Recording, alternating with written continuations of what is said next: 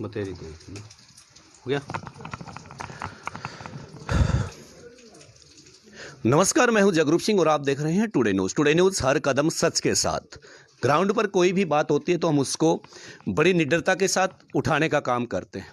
साथियों, जैसे ही नया वर्ष लगा तो उचाना विधानसभा के लिए एक मनहूस की घड़ी मैं कहूँगा आई, क्योंकि उचाना गांव खटकड़ के अंदर एक औरत ने सुसाइड कर लिया जो इस दिशा के अंदर उचाना में कार्यरत थी।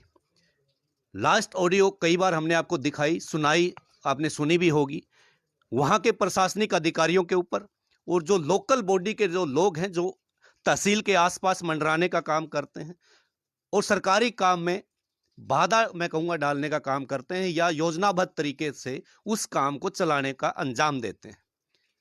साथियों, कुछ समय पहले भी हमने तहसील का एक मुद्दा उठाया था कि किसानों से किस प्रकार 1500 रुपए लेकर बरगलाने का काम किया जा रहा है, यानी अंधेर गर्दी एक प्रकार से प्रशासन की नाक के नीचे उचाना मंडी में चल रही है।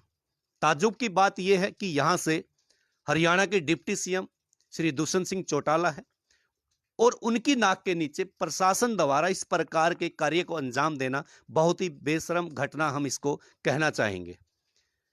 जब सरकार हरियाणा के अंदर बेटी बचाओ बेटी पढ़ाने की बात करती है, लेकिन एक औरत द्वारा बार बार प्रशासन के अंदर गुहार लगाई जाती है कि उनके साथ यहां पर काम में दबाव डाला जा रहा है। थोड़ा बैठ जाओ, इसमें छाम आओगी। तो इसलिए बार बार वहां पर यह बोला जाता था, एसडीएम के सामने यानी संज्ञान में कई बार मामला लाने की कोशिश की गई कि हमारे कार्य के अंदर अड़चन डाली जा रही है। और जब जो ऑडियो आपने सुनी होगी कि उसके अंदर उनका लॉगिन आईडी पासवर्ड के साथ छेड़खानी हुई, जो कैश मीमो कटने की जो बात आई थी, और अंतिम जो सवर आपने सुने होंगे मृतका के कि हमारे जो बच्चे हैं, छोटे बच्चे हैं, उनका ध्यान किया जाए। और एक ही बात बार बार दोहराई जा रही थी, क्योंकि अंतिम जब सांस किसी व्यक्ति की निकलती है तो सच बोलता है हमेशा, क्योंकि मरते मरते इंसान की जो अंतिम सांस होती है वो सच होती है कि मुझे न्याय चाहिए, न्याय चाहिए, न्याय चाहिए। आज 5 तारीख हो गई, लेकिन अभी तक कोई गिरफ्तारी नहीं हुई। प्रशासन की नींद शायद अभी आज जागी है। यहां पर एसएचओ साहब भी आए और सीआईए स्टाफ के लोग भी आए और परिवार जनों से मिलकर भी गए हैं, उनसे भी बातचीत करवाएंगे। और जो मृतका है, मैं नाम भूल गया जी, बतेरी देवी, बतेरी देवी को न्याय मिलना चाहिए। ये पूरा उचाना विधानसभा नहीं, पूरा हरियाणा चाहता है कि बतेरी देवी को न्याय मिलना चाहिए, क्योंकि जब किसी औरत की लास्ट सांस निकलती है वो अपने बच्चों की फिक्र करती है और न्याय की बात करती है बार बार कि मुझे न्याय मिलना चाहिए। जब तक बतेरी देवी को न्याय नहीं मिलता, टुडे न्यूज़ हम हमेशा बोलते हैं, टुडे न्यूज़ हर कदम सच के साथ। साथियों, आप लोगों को भी साथ देना होगा। ये घटना प्रशासन की पोल खोलती है और आज ये घटना उचाना के अंदर हुई है, ये घटना कहीं और भी घटित हो सकती है। हमें उस घटना को भी रोकना है और बतेरी देवी को न्याय भी दिलाना है। इसी सिलसिले के अंदर हम खटकड़ गांव में पहुंचे, उसके परिवारजन से मिलवाते हैं। सबसे पहले हम उनके हस्बैंड से आपकी बातचीत करवाना चाहेंगे। नमस्कार भाई साहब। देखो, जो चली गई हमारे बीच से वो तो आ नहीं सकती, लेकिन सच तो यही है कि जब तक उसको न्याय नहीं मिलता तब तक हम भी चुप नहीं बैठेंगे और आपको भी चुप नहीं बैठना चाहिए, क्योंकि सबसे बड़ा दुर्भाग्य होगा कि हम उसको न्याय नहीं दिला पाएंगे। तो सबसे पहले हम जानना चाहेंगे आखिर क्या दबाव था, क्योंकि आपके साथ तो बात साझा की होगी, वो हमारे दर्शक भी जानना चाहते थे, क्योंकि अभी तक पूरा उचाना विधानसभा के लोग इस बात से वो है खपा है कि हमें मामले का ही नहीं पता चल पा रहा, आखिर मामला क्या था। सर मामला 5-6 महीने से चला हुआ था। तो मैडम ने मेरे को बताया भी था कि ऐसे ऐसे बात है। कुछ कोई कुछ कहता है, कोई मेरे ऊपर दबाव डालता है गलत काम करवाने के लिए। डॉक्यूमेंट सही नहीं है और मेरे से फिर भी काम करवा रहे हैं। मेरी सीट भी नहीं है, फिर भी मेरे ऊपर दबाव बनाया जा रहा है। तो मैं और मेरा साला वहाँ पे गए हुए थे एसडीएम ऑफिस में, तो उनसे मिले हुए थे। तो वो उन्होंने माफ़ी मांगी थी एक बार, तो बोले कि आगे हम ऐसा नहीं करेंगे। किसने माफी मांगी थी जी? जो वहाँ पे स्टाफ के सदस्य थे। हाँ जी, कोई उन्होंने नाम ध्यान है कोई? सुखदेव था, मन्नू था, अतुल था, प्रवीण कलरक था, संदीप भी था। उन्होंने माफ़ी मांगी थी, आगे ऐसा हम ऐसा नहीं करेंगे, इनको तंग नहीं करेंगे। लेकिन उसके बाद ये क्रम उनका जारी रहा, माफ़ी मांगने के बाद भी वो क्रम उनका जारी रहा। मैडम ने फिर भी बोला कि बाहर से भी मेरे को तंग कर रहे हैं, वो भी मेरे को तंग कर रहे हैं। मैं चलो कोई बात नहीं, ठीक है, तंग कर रहे हैं तो हम चलते हैं।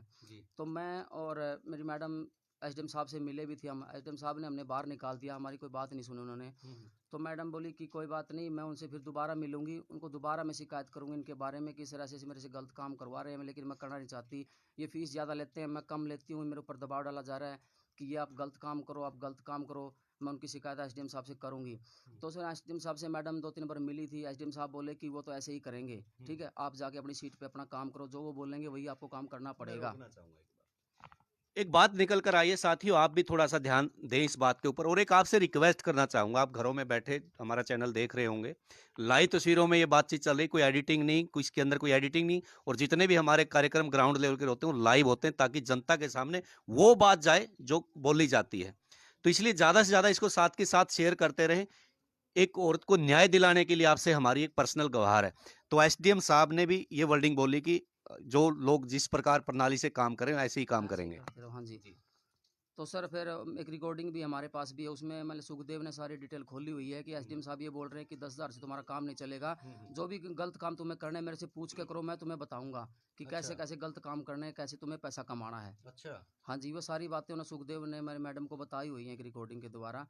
तो मैडम फिर भी उनके पास मिली, सर ऐसी ऐसी बात हो रही है, उन्होंने फिर भी उनको नज़रअंदाज कर दिया। तो सर मैं एक बात कहना चाहता हूँ, जो मैंने सरकार ने बेटी बचाओ अभियान चला हुआ है, बेटी बचाओ बेटी पढ़ाओ, ये लोगों जो बनाया हुआ है, ये कहाँ का बनाया हुआ है? जब हमारी बेटी आज भी हमारे समाज में सुरक्षित नहीं है, हमारी बहुएं सुरक्षित नहीं हैं, फिर भी उनके रेप भी होते हैं, उनको ऐसे टॉर्चर भी किया जाता है, उनको मारा भी जाता है, तो कहाँ से हमारी बेटियां हमारी बहुएं सुरक्षित हैं? जो सरकार ने लोगो बना रखे हैं बेटी बचाओ बेटी पढ़ाओ, इसको उसका खत्म करना चाहिए। जब हमारी वो बेटी हमारी बहुएं सुरक्षित नहीं है, तो फिर क्यों बनाया जा रहा है ये लोगो? बिल्कुल। अपने पति से बात साझा करके गई कि जो प्रशासनिक अधिकारी वहां इस टाइम मौके पर बैठे हैं वो भी गुनहगार, और बार बार यहाँ पर एसडीएम साहब का भी नाम लिया जा रहा था कि वो भी इस मामले में सम्मिलित हैं। वैसे ही उनके हस्बैंड ने बताया। तो आज एसएचओ साहब उचाना यहाँ पहुंचे थे, सीए स्टाफ पहुंचा, तो उनसे क्या बातचीत हुई आपकी? उनसे यही बात हुई, हमने यही बोला था कि सर 5 दिन हो गए हमारे, कोई भी मान ले यहाँ पे अरेस्ट नहीं हुआ है, क्यों नहीं हो रहा है? तो बोले हमारे कागज़ अभी पूरे नहीं हुए, ये नहीं हुए हमारे। मेरी लड़की ने भी उनको गुहार लगाई, सर मेरी मम्मी एक्सपायर हो गई, उन्होंने सारी मान ले आपको प्रूफ दे दिए, फिर भी मान ले आप उनको क्यों नहीं पकड़ रहे? बिल्कुल। तो एसएचओ साहब आज यहाँ पर आए थे। मैं जो मृतका है उसकी बेटी यहाँ पर है, उनसे ही बातचीत कराऊंगा, क्योंकि बार बार ऑडियो में भी आपने सुना होगा कि मेरे बच्चों का ध्यान रखा जाए और बच्चों को भी न्याय दिया जाए। तो इसलिए गुड़िया से भी मैं बातचीत करवाना चाहूंगा। बेटे क्या नाम है? निक्की सर। निक्की। बेटे आज एसएचओ साहब आए थे, उनसे क्या आपने गुहार लगाई है? मैंने उनको बोला सर कि 5 दिन हो गए, अभी तक आपने कोई कार्रवाई क्यों नहीं की? 24 घंटे का टाइम होता है, तो आपने 5 दिन हो गए अभी तक कुछ क्यों नहीं किया? उन्होंने कुछ भी नहीं बोला। कौन सी क्लास में पढ़ते हैं आप? मैं 9th में। 9th में पढ़ते हो? हाँ तो जी। मम्मी से कभी जैसे डिप्रेशन में रहती होगी, दुखी होगी, कभी बातचीत हुई है ऑफिस के काम को लेके? आपकी कोई जैसे वो दुखी थी, या उन्होंने जैसे सुसाइड नोट में भी कई लोगों के नाम लिखे कि मैं वहां पे दुखी होती थी, क्योंकि जब इंसान ऑफिस में दुखी होता है तो घर आके अपने बच्चों से या इससे बातचीत करता है। एक बार बोलना था, तब मेरे पापा और मेरे मामा भी गए थे। उसके बाद भी थोड़ी सी बस ठीक नहीं थी। अच्छा। थोड़ी बस ऐसे ही थोड़ी टेंशन में रहती थी, बस इतनी ज़्यादा नहीं दिखाई मेरे को। तो बस उस दिन 31 तारीख को रात को जब लॉगिन पासवर्ड देखा, ओपन हुआ है, तो उस बात की भी थोड़ी सी टेंशन कर गई, लेकिन मेरे पास इतनी दिखाई नहीं। फिर पता ही नहीं किस टाइम मतलब घर में आते लगता था कि प्रॉब्लम में है, क्योंकि बच्चे को पता चल जाता है माँ दुखी है। इतनी ज़्यादा दिखाई नहीं, बट थोड़ा थोड़ा तो पता चला था। तो बताया भी था, गए भी थे, लेकिन किसी ने सुना ही नहीं की। सुना ही नहीं की। तो अभी क्या सरकार से क्या गुहार लगाते हैं? सिर्फ एक बात बोलनी मेरे को कि जो छोटे छोटे बच्चे हैं, ये बात क्या बोलते हैं कि पापा मम्मी मेरे को पुलिस बनना है बड़ा होके। तो अगर आज ये पुलिस न्याय नहीं दिलाएगी तो वो बच्चे क्या सोचेंगे पुलिस के खिलाफ? जो आतंकवादी बनते हैं ऐसे ही नहीं बनते, जो देश के खिलाफ खड़े होते हैं। अगर उनके साथ बचपन में कोई न्याय नहीं किया किसी ने, तभी जाके वो आतंकवादी बनते हैं। अगर आज पुलिस ने कोई न्याय नहीं किया तो हमारा पुलिस के ऊपर से बिल्कुल विश्वास उठ जाएगा, क्योंकि हमारा भी सपना था कि बड़े होके पुलिस बनना है। अगर आज पुलिस ने कुछ नहीं किया तो विश्वास उठ जाएगा। एक बेटी की गुहार है साथियों, दर्शक साथियों, क्योंकि हमें न्याय दिलाना है। जिसके घर से कोई सदस्य चला जाता है, दुख उस परिवार को होता है, दुखों का पहाड़ टूट जाता है। और ये तो छोटे छोटे बच्चे हैं, और एक बेटी का और माँ के साथ बड़ा लगाव होता है। तो ये पुलिस प्रशासन से भी हमारी दरख्वास्त है कि जल्द से जल्द जो दोषी हैं, ये नहीं कि हम निर्दोष के लिए किसी को कहेंगे, जो दोषी है उनको सजा मिलनी चाहिए, चाहे वो कितने भी बड़े पद के ऊपर हो, चाहे किसी भी पोस्ट के ऊपर कार्यरत हो। हमारे साथ बुद्धिजीवी वर्ग भी बैठे हैं, मास्टर जी बैठे हैं, उनसे भी बातचीत करवाएंगे अत्री जी से। नमस्कार जी। नमस्कार। थोड़ा आगे आ जाओ सर, थोड़ा। तो चल रहा है ना लाइव? क्या कहना चाहोगे सर इस विषय पे? ऐसा है जी, मैं इस पे टुडे न्यूज़ के माध्यम से ये कहना चाहूँगा कि जो दोषी है उनको कड़ी से कड़ी सज़ा मिलनी चाहिए जी। क्योंकि इस परिवार के साथ एक अनहोनी घटना घटी है और उस औरत ने जो मार्मिक बयान मरते वक्त दिया है, जो उसने बार बार ऑडियो क्लिप उसकी रिलीज हुई है, जो सुसाइड नोट में लिखा है, वो ऐसी दिल दहलाने वाली घटना है कि आम आदमी के भी सुन के रोंगटे खड़े हो जाते हैं। बड़ा यानी कि अंदर से कलेजा फट के आता है, रोने को मन करता है कि वह कितनी भयानक घटना उसके साथ घटी है। तो मैं प्रशासन से, सरकार से गुहार करूंगा कि इस परिवार को उचित न्याय जब मिलेगा और उस मृतका की आत्मा को शांति जब मिलेगी जब दोषियों के साथ कड़ी से कड़ी कार्रवाई हो। और इसके साथ साथ मैं एक और सरकार से दरख्वास्त करना चाहूँगा, प्रार्थना करूँगा कि इस समाज के भरण पोषण का जो भी जिम्मेदारी थी, औरत के ऊपर थी, उस बेटी के ऊपर थी, बतेरी देवी के ऊपर थी, उसका साया इनके सिर के ऊपर से उठ गया है। मैं तो एक सामाजिक आदमी के नाते, समाज सेवी के नाते सरकार से ये प्रार्थना और करूँगा कि इस परिवार के एक आदमी को सरकार सरकारी नौकरी कम से कम दे और उसके साथ साथ कम से कम 50 लाख रुपए का मुआवजा इस परिवार को दिया जाए, ताकि आगे जो उस बतेरी देवी का साया इनके सिर से उठ चुका है, उसके बच्चों की पढ़ाई लिखाई का सारा कार्यक्रम बन सके और ये परिवार संभल सके। और इसके साथ साथ दोषियों के साथ कड़ी से कड़ी कार्रवाई सरकार के द्वारा की जानी चाहिए, प्रशासन के द्वारा की जानी चाहिए, ताकि भविष्य में हमारी किसी की भी बेटी, वो ये नहीं किसी एक घर की, एक परिवार की, एक गांव की बेटी थी, वो पूरे के पूरे हमारे समाज की बेटी थी। ताकि जो सरकार ने ये नारा लगाया है कि बेटी बचाओ बेटी पढ़ाओ, ये नारा यदि सरकार सकारात्मक करना चाहती है, दोषियों को कड़े से कड़ी कार्रवाई दोषियों के ऊपर करे, कड़े से कड़ी उनको सजा दे और उसके साथ साथ इस परिवार से एक व्यक्ति को, उनके हस्बैंड को गवर्नमेंट नौकरी दे, सर्विस दे और 50 लाख रुपए का मुआवजा कम से कम दे, ताकि ये परिवार यूं का यूं संभल सके और आगे इस परिवार की आजीविका चल सके।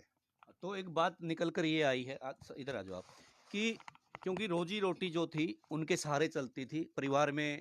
जैसे बताया आप प्राइवेट जॉब करते हैं सर? हाँ जी, मैं प्राइवेट जॉब करता हूँ सर, फरीदाबाद में सर। फरीदाबाद। अभी लॉकडाउन में सर मैं घर पे ही था। हाँ, लॉकडाउन की वजह से बहुत सारे लोगों का रोजगार छीना गया, जिसमें एक साथी ये भी हैं जिनकी वजह से रोजगार चला गया। तो परिवार का जो लालन पोषण है वो उस परिवार की जिम्मेवारी थी। कोई नहीं, इधर बैठ जाएंगे जी, बिल्कुल बिल्कुल। आप आ जाओ, बात करो, इधर आ जाओ, आ जाओ, आप बात करोगे, आ जाओ सर, इधर आ जाओ, साइड में आ जाओ, आने दो इनको और आने दो एक बार। जो साथी जुड़ रहे हैं साथ के साथ शेयर करते रहे भाई। आ जाओ जी, आ जाओ, अंदर आ जाओ, इधर आ जाओ, आप भी निकलो, पीछे निकलो जी। भाई साहब नमस्कार। नमस्कार। आपका क्या नाम है जी? मेरा नाम राजेश कौशिक है। कहाँ से? मेरा गांव काबरछा है और ये मेरे भाई हैं और मैं इस फैमिली से बहुत अच्छी तरीके से जुड़ा हुआ हूँ। और हमारी जो बहू थी बतेरी देवी, बहुत ही संस्कारित थी, ईमानदारी की प्रतीक थी। पूरा समाज ईमानदारी की उसकी कसम खाता है और ईमानदारी की वजह से वो मतलब ये अपनी बलि दे चुकी है। हम सरकार से, पूरे समाज से एक बात बोलना चाहते हैं, जो ऑफिसर अपने दम पे हमारी बिटिया से, हमारी बहू से गलत काम करवाना चाहते थे, कड़ी से कड़ी सजा मिलनी चाहिए। बिल्कुल।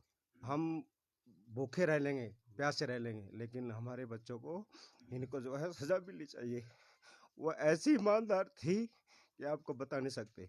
दूसरी बात, बेटी बढ़ाओ बेटी बचाओ, सारी बातें सही हैं। जो ऑफिसर थे उन्होंने इतना गलत किया है, इतनी बारीकी से हम बात बता नहीं सकते इस समाज को, इस आपके चैनल को भी सबको पता लगे। उनको बढ़िया सजा मिलनी चाहिए। और ये आज ये आम आदमी ने सीएम साहब को खुद यहाँ के जो है एक्शन लेना चाहिए।